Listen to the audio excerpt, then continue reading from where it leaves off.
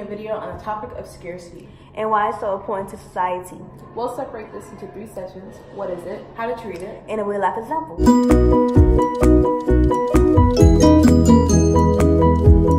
So scarcity is a basic economic problem. The gap between limited or scarce resources and limitless wants. Scarcity forces people to make decisions about how to allocate resources efficiently in order to satisfy basic needs and as many additional wants as possible.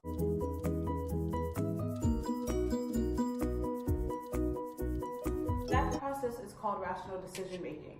This is when we look at the options, compare costs, benefits, and trade-offs involved with each choice. Then we make the choice that satisfies our needs or makes us the happiest.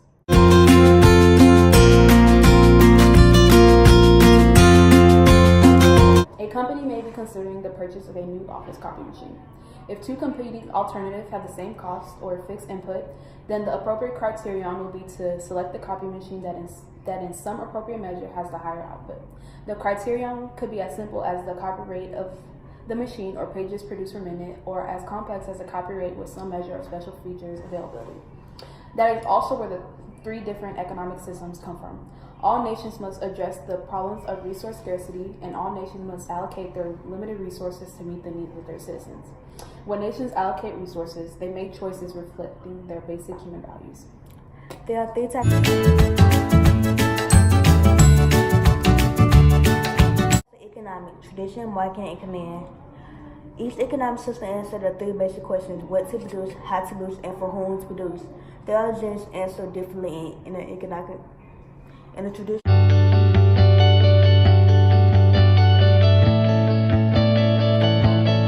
The allocation of resources is based on tradition, practices as subsidies, allegation, fishing or hunting or gathering. The questions are answered by tradition.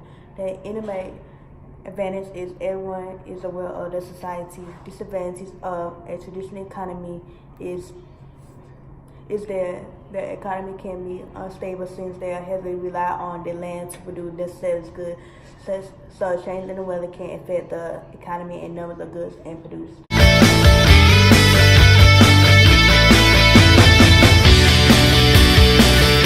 A market economic system may be a pure market economy or a mixed market economy. In both of these systems, buyers and sellers are the primary controllers of the market.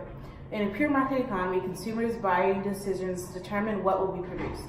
Businesses are free to operate as they wish in order to make a profit, and consumers are free to purchase what they wish. A mixed market economy is the most common economy. Japan and the United States of America are examples of this economy. And an advantage is that innovation is high due to competition. One great disadvantage is that the government decides the amount of tax to put on a product. This is how it involves aspects of the command economy and the pure market economy, determined by consumers and producers, but regulated by the government.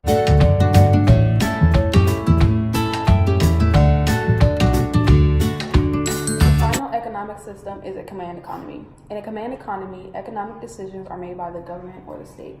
Production is regulated and economic activities are coordinated via government directives, targets, and regulation.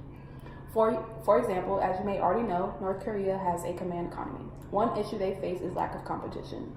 This lack of competition often results in a lack of innovation and keeps prices constant, so they will never really be lowered.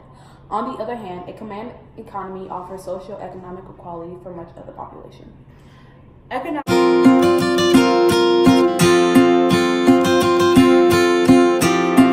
Scarcity by placing a higher price on a scarce good. The high price discourages demand and encourages firms to develop alternatives. If there is a scarcity of a good, the supply will be falling, and this causes the price to rise. In a free market, this rising price acts as a signal, and therefore demand for the good falls. That is all for today.